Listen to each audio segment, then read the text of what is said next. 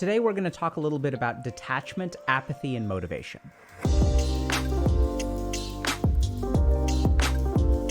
And a lot of people like myself will talk about the value of detachment, right? We'll say that based on all these spiritual traditions that you should detach from the world. And as you detach from stuff, you'll be happier, you'll be more content, you'll be more free, and sometimes even more productive. Hey, all of it, there's a popular saying, all your problems stem from yourself. They all come from inside of you. Okay. And if you can see past that and not let things get to you, then you basically won't have any problems in life. Hey there, thanks for watching. It's really hard to do. Videos have been helpful. It's really hard A lot to of do. times I'll read the comments and see people asking, well, what do I actually do about it? Which is such a great question. And unfortunately, my experience has been that the resources out there aren't actually that good at helping people create sustainable change, which is why I started HG in the first place. HG coaches are trained on a curriculum that integrates all of my understanding into what is motivation, what paralyzes us, and how to create lasting behavioral change. So if you're ready to take the next step, HG coaches are ready to build the life that you want. They've helped people build careers, find relationships, build networks of friends, discover what their passions are, and pursue their hobbies. So if this sounds like something that you'd be interested in, check out the link in the description below. But a lot of times that seems really confusing for people, right? Because if you really think about it, it's your attachment to things that actually gets you motivated and moving forward. And a lot of people get confused by this concept of detachment versus apathy. Because if I detach from stuff, doesn't that mean that I stop caring? And caring is the only thing that actually keeps me going.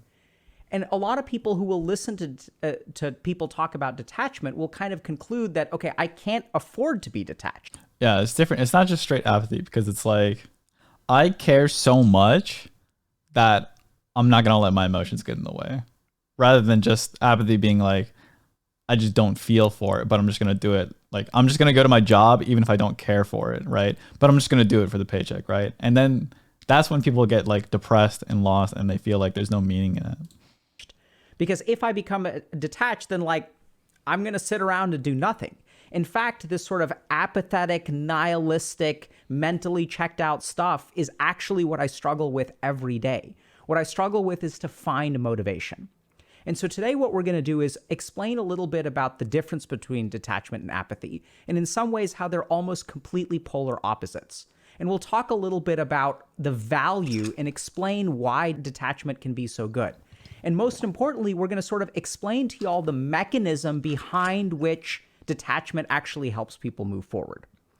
So in order to understand this, we have to start with an understanding of how we normally motivate ourselves. So normally I have some kind of internal drive and I have some sort of external resistance. So a good example of this is that, let's say I'm ambitious and I want to accomplish a lot, but I hate my job. So this is the sort of situation where I don't want to work. I don't really enjoy work. It's kind of like this barrier that I have to overcome. And what allows me to overcome the barrier of the boringness of work, the toxicity of work, the diminishing returns that I get from putting in effort, what I have to do to overcome the negative situation at work is some amount of ambition. And so some of y'all may sort of really wish that you were more ambitious, right? Because we see people who are doing the Sigma grind set and they're like super, super ambitious and they will tolerate a ton of pain. And they're like, yeah, like, you know, dude, that whole like, just the whole grind mindset, just keep grinding to get your goals is so toxic. I'm going to be hardcore and like, yeah, like life sucks, but you got to like be super ambitious. And so what we sort of do is we have this internal driver that we use to overcome the hump of resistance. And then what happens is there's this little like equation that goes on in our head, right? It's like we're equating, like, we think that we have to have this internal ambition to just push through everything, when that really shouldn't be the case. Because if you're really doing what you're probably meant to do, then those things should align, right? Like your personal ambition and kind of like the universe or like the economy or whatever you want to think about should also be in a line, and they should work together, right? Work sucks so much, so that sort of creates a certain amount of resistance. And if I'm ambitious enough, I can overcome the hump of disliking work. And that actually leads me to action, which then leads me to benefits like success and money and promotions and things like that.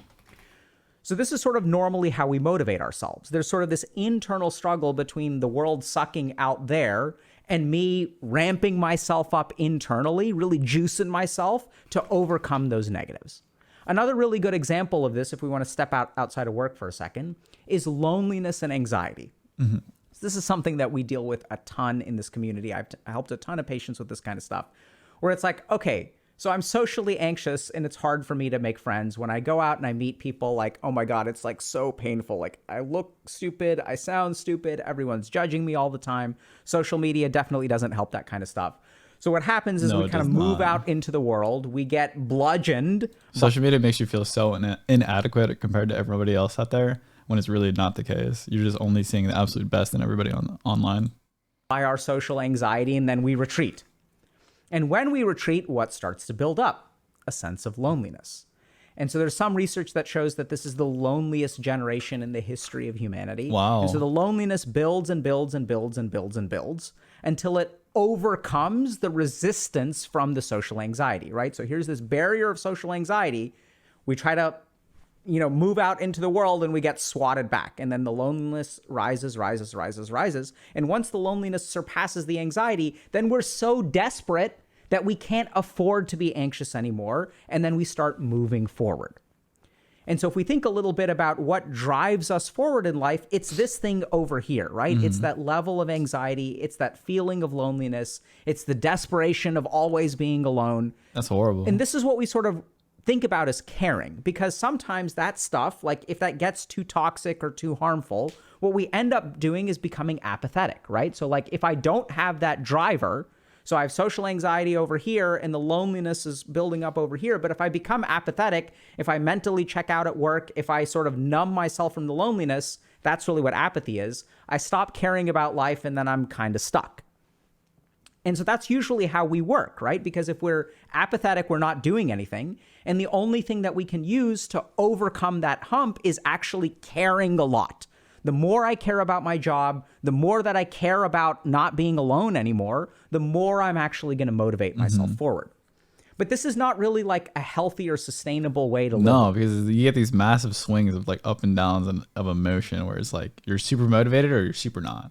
Or you're really lonely or you're really not. Or you have a, like, I don't know, it's very far from like a baseline level of emotion that you'd have every day, right? Where you life, right? In the case of ambition, it results in burnout. And in the case of like, loneliness, like it's so terrible. I mean, hopefully y'all don't know, but unfortunately, chances are many of you do, that the struggle between loneliness and anxiety sucks, like no matter how you cut it. Even if the loneliness rises to the point where you move. And honestly, I'd wager that this whole loneliness, anxiety balance is why we're seeing so much suicide nowadays. Move out into the world, it's still a painful experience. And so what a lot of people will think is that, okay, like I can't afford to give up my attachments. I can't afford to give up the loneliness. I can't afford to give up the ambition, because then how am I going to do anything? And this is where detachment enters the picture. Because detachment is not about detaching from the world. It's actually about detaching from yourself. So when we really think about what detachment is, so like here's the world down here, and here's us up here. And we kind of sit in the middle. Okay. And I know that sounds kind of weird. What do I mean by that?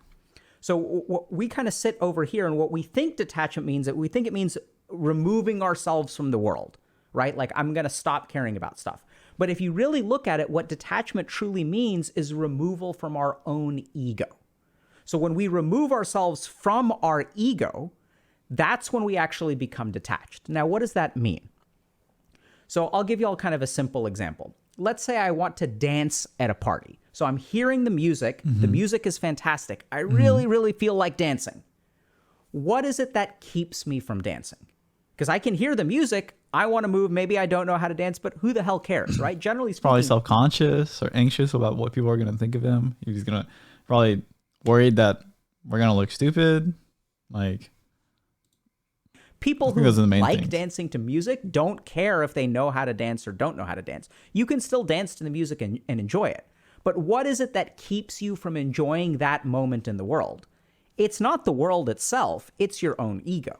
Right. It's this Literally, don't like that whole feeling of, or at least the feelings that I described, those are all self-contrived, right? All of those problems are inside of you, right? I promise you, nobody else on the dance floor cares how good you dance. Nobody cares if you look stupid while you're dancing, right? They'll notice if you're having a good time or if you're not having a good time. But besides that, the actual moves and stuff themselves, nobody gives a fuck. idea that, oh my God, if I start dancing, I will look stupid because I don't know how to dance. People will think I'm an idiot. It's going to be so embarrassing. What will people think? So in that moment, there you are existing in the world, and you have something in the world that you want to do, that you really want to do, that you crave doing, that you are jealous when you see other people who are able to do it, and you're unable to do it. And what is it that keeps you from doing it? It's not actually the world. It's not because the music sucks. The music is fantastic. What keeps you from doing it is actually your attachment to your own ego. So this is the thing that's really, really important to understand. When we're talking about detaching, we're not moving away from the world towards ourselves. We're actually moving away from ourselves and actually towards the world.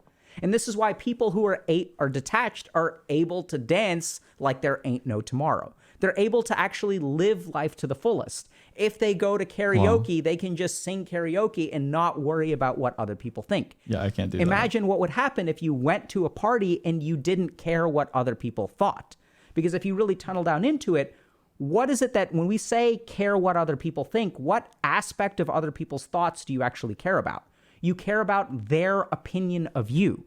Their opinion of you is attached to your ego in the way that you're viewed. Right? When a narcissistic person has a big ego, what does that mean? That means that everyone needs to think positively about the narcissistic person. So this is the key thing to understand, that detachment and apathy, and we'll get into this a little bit more in a second, are actually complete opposites. And what we're not removing ourselves from the world. What we're actually doing is moving more into the world and removing ourselves from ourselves. So what does that mean in terms of that motivation kind of diagram that we were thinking about, right? Because here's my ambition. Here's my feeling of loneliness, and then there's the resistance that I encounter. So that resistance is things like, oh my God, what will people think? Or I dislike my job. And so if we look at that resistance that keeps us from moving forward in life, that resistance is usually composed of emotions and ego. And so what a detachment actually does is it lowers that resistance. Wow. And the beautiful thing is that once we lower the resistance, once there is no hump to overcome, then we can be driven forward by all kinds of things. We no longer need ambition to act. We no longer need that loneliness to move out and engage with people. And that may sound a little bit weird, but let's tunnel down into that. So what detachment actually does is lowers that resistance. And how does it do that? Because let's go back to the social example. I'm really lonely and I have social anxiety. So let's tunnel down into, okay, what is social anxiety? Social anxiety is the concern of what other people think about you, right? That's what social anxiety is. I'm worried what other people are going to think. Now, if I stopped worrying what other people thought, that would be freeing. Wow. That And then would the be anxiety wouldn't amazing. build up and as the much. most important thing is that if I stopped caring what other people thought, I don't need loneliness to drive me to engage with other people. I can engage with other people through all kinds of other things, like, hey, that person likes something that I like. That can drive me to form a connection with them. What about the work scenario, right? Because in work, but I genuinely hate the work. So this is where you got to stop for a second and you really got to think, why do you hate the work? So if you really talk to people, and we do this a lot, for example, through career coaching, we work with hundreds of people now, and we understand why people hate their jobs. A lot of times the reason that people hate their jobs is because they're not recognized in their jobs. The effort that they put in is not appreciated, that they have trouble advocating for themselves and people are playing politics. Sometimes it's because the job is really, really, really boring. And even in those cases, why don't those people quit those jobs?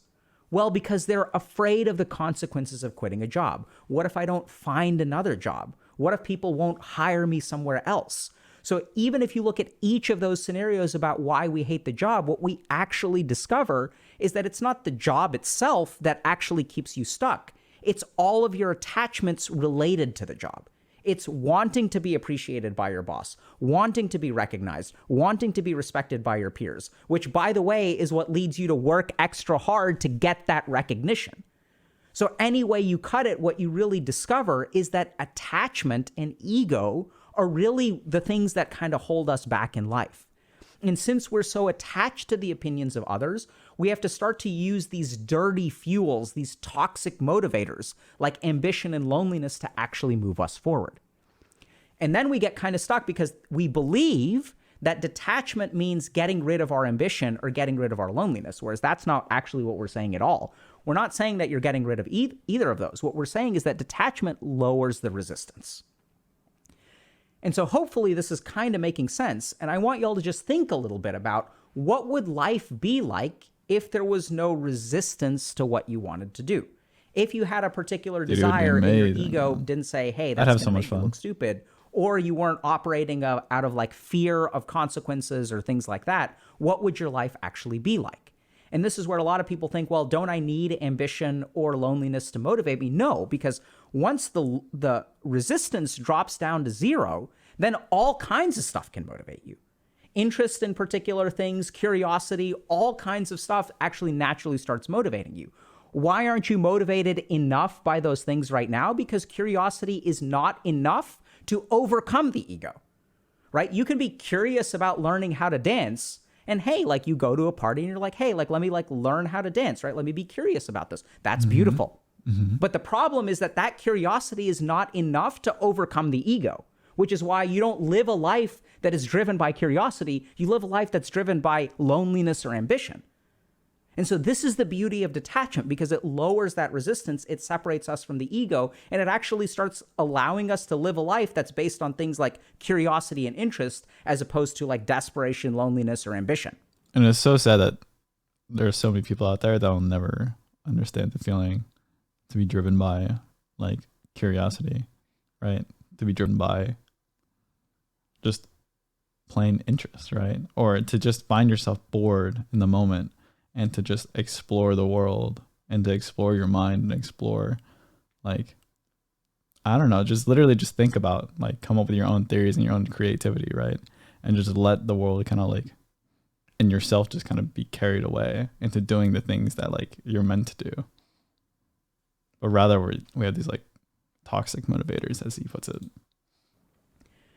And so hopefully now you're kind of thinking, okay, so like this sounds pretty cool. Like lowering that resistance seems pretty neat. So then the question naturally becomes, how do we cultivate detachment? And so now what we're going to talk about is the Sanskrit phrase called vairagya. So vairagya is the Sanskrit word for detachment. And there are certain ways that we cultivate detachment. And the most important way that we cultivate detachment is actually through awareness. So this may sound kind of confusing because in the West especially, we have this idea that the way to get better in life is to do more stuff, right? Like people who succeed are doing more stuff than people who don't. If you want to get ahead, you have to network more. You got to play politics. You got to update your profile on LinkedIn. The more you do, the more you get, right? And this is something that a lot of like success influencers and Sigma grind set folks are like, work harder, like have your hustle and have your side hustle and have Sleep your 2 hours a day, hustle and your mini side hustle and like, right? You got to do more to get more. Even at work, right? People will say like, it's the go-getters who get promoted. And so this is the really bizarre thing, but that's actually not how it works. And if you talk to people who are lonely or are ambitious, what you'll find is that they exert a lot of shocking. It's almost like everything we've been taught is wrong, right? Effort, right? So even if you're someone, or you maybe have a friend who's like stuck at home and struggles with anxiety, if you actually ask that person, how much effort are you exerting? They may be like self-judgmental and they'll say, oh, I don't do anything. But if you actually look at the struggle of their day-to-day life, it's actually really hard. Right? Because even going out is like climbing a mountain. These little things that are easy for other people require so much effort from the person who is more attached, who is more engaged with their ego. So this is where it's kind of bizarre, but the source of vairagya, the most important source of vairagya is actually awareness. And what do we mean by that? Or how does that work? So this is really simple, where awareness precedes control. So if you've ever had dental work done, this is like the classic example that I use, and you're numbed, you can't control anything. If you can't feel it, you can't control it. right? You can also look at things like, let's say, people who are alcoholic and in denial. They are unaware that there is a problem. And without awareness that there's a problem, they can't really fix it. But if you talk to someone who's an alcoholic and is like going through divorce proceedings and getting like written up at work, the amount of effort they're putting forward is actually astronomically high. Every single day that they live is a struggle and a fight, and your spouse is arguing with you, your kids are mad at you, bosses are writing you up. There is so much effort, but there is no awareness. And we also know that based on evidence-based treatment of alcoholism, what is the solution? The solution is actually insight or awareness, right? And we kind of hear it in places like Alcoholics Anonymous, where they start every meeting with awareness building. Hi, my name is Alok, and I am an alcoholic. And that is so foundational, because once you understand what's going on, we can just take a step back and like see ourselves from like a third person perspective. You'd realize like so many problems you're probably having have such simple, easy, intuitive solutions. But it's ourselves that are holding us back. Once you have awareness of not just the problem, but the whole system, then things actually become effortless. And there's one really good example of this, which is like, I don't know if y'all play video games, but like if you're good at a video game, people will look at you and will say, wow, that is so amazing. You must work really hard to be good at the video game. It looks so effortful. But it's really not. The best players, it's all intuitive. It's all habit to them, right? In fact, a lot of people that get really good at games, they don't even think that they're good, right? In fact, especially maybe not the very, very high end, right? But in the mid to high region, like, I don't know, maybe like Plat Diamond, right? If you're talking about Valorant, most of those players will generally, unless they're like being very objective with themselves, but generally they feel inadequate, like they're not good enough. When in reality, they're actually pretty damn good at the game. Good at a video game, you actually don't expend a whole lot of effort. It's actually easy for you, right? But the question is, why is it easy for you? Because you understand.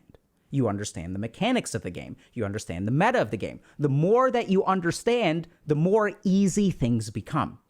And this is the key thing about cultivating detachment. This is what the yogis figured out, is that if you want to live an easy life that is also happens to be like more productive, then you need to actually start with awareness. Because as long as we are numb to stuff, and as long as we don't understand how things work, we can exert all the effort in the world. Hey, rich people, they make a lot of money. I'm telling you right now, they probably don't work as hard as you. Okay. So the whole grind mindset where you gotta go like 14 hours a day, every single day, 80-hour work weeks, right? You don't have to do that. All the rich people, they work smarter, right? And some of them choose to work really, really hard, like Elon Musk level, like 70, 80 hours a week, whatever the fuck he does, right? But that's totally unnecessary, right? Like his quality of life is not going up at all for making more money. He does it because like he lives for that, and he lives he chooses to live a super stressful lifestyle, right? But most of the super rich people, like top 0.1%, whatever the fuck, right? They could put in like absolutely no effort and make plenty of money and get by, right? And it's because they're really smart about it. They understand how everything works, right? To them, it's effortless. And it's going to yield very few returns. And so then the question becomes, okay, how do we cultivate this awareness? And this is where there are a couple of simple answers. The first is meditation.